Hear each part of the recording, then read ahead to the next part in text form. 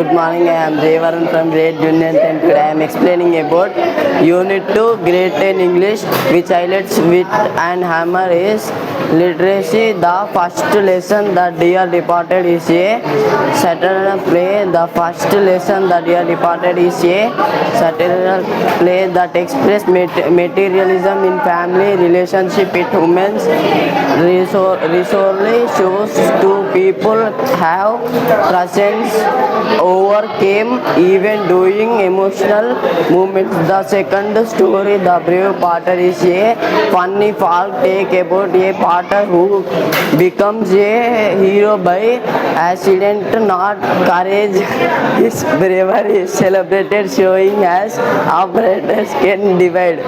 Both stories reflect women finally use iron make use as personal social ways. Thank you.